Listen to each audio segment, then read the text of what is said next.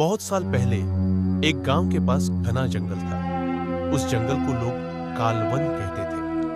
वहां कोई रात में जाने की हिम्मत नहीं करता था, क्योंकि कहा जाता था कि उस जंगल में एक भूतनी रहती है। गांव के बुजुर्ग बताते थे कि आधी रात को जब हवा तेज चलती है तो पेड़ों के बीच से औरत के रोने की आवाज आती है। कई लकड़हारे जो जंगल में गए वो कभी वापस नहीं लौटे। एक बार गांव का एक बहादुर युवक अर्जुन ने ठान लिया कि वह उस जंगल का रहस्य जानकर रहेगा। उसने रात को लालटेन उठाई और अकेला ही जंगल में चला गया।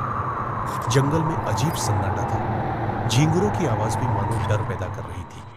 अचानक उसे लगा जैसे कोई पीछे चल रहा है। वह मुड़ा, पर वहां कोई नहीं था। जैसे जैसे वह अंदर गया, उसकी लालटेन अपने आप बुझ गई। अंधेरे में एक धीमी फुसफुसाहट सुनाई दी। क्यों आया है मेरे जंगल में? अर्जुन का दिल जोर जोर से धड़कने लगा। पेड़ों के बीच सफेद कपड़ों में एक औरत दिखाई दी, जिसके पैर उल्टे थे। उसकी लाल आंखें अर्जुन को घूर रही थी। अर्जुन भागने लगा, पर जंगल का रास्ता बहुत बदल चुका था। जितना वो भागता, वही उसी जगह लौटा। अचानक उसके सामने प्रकट हुई। अब तो कभी बाहर नहीं जा पाएगा। अगली सुबह गांव वालों ने जंगल के किनारे अर्जुन की टूटी हुई लालटेन दबाई, लेकिन अर्जुन कभी नहीं मिला।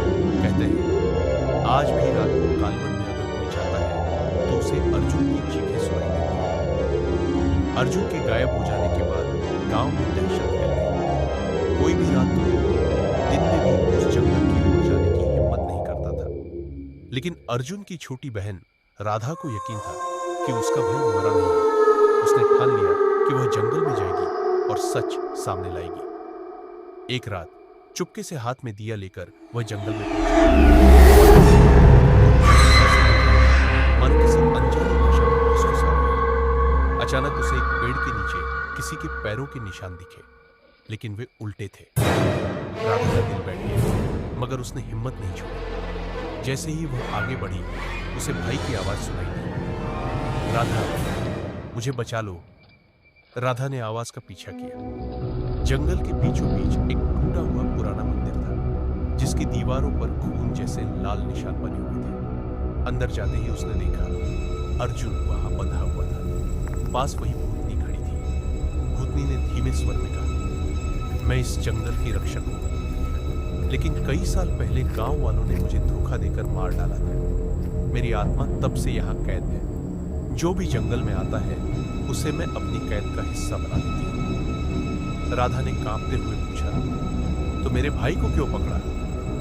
भूतनी की लाल आंखों में आंसू चमकने लगे, क्योंकि उसके भीतर वही साहस है जो कभी मेरे अंदर था। अगर वह चाहे तो मेरी आत्मा को मुक्त कर सकता है। इतना कहते ही भूतनी ने राधा की ओर देखा और बोली, पर इसके लिए उसे अपनी जान देनी होगी। राधा डर के मारे कांप उठी। अब उसके सामने सबसे बड़ा सवाल था, क्या वह अपने भाई को बचाए या भूतनी को?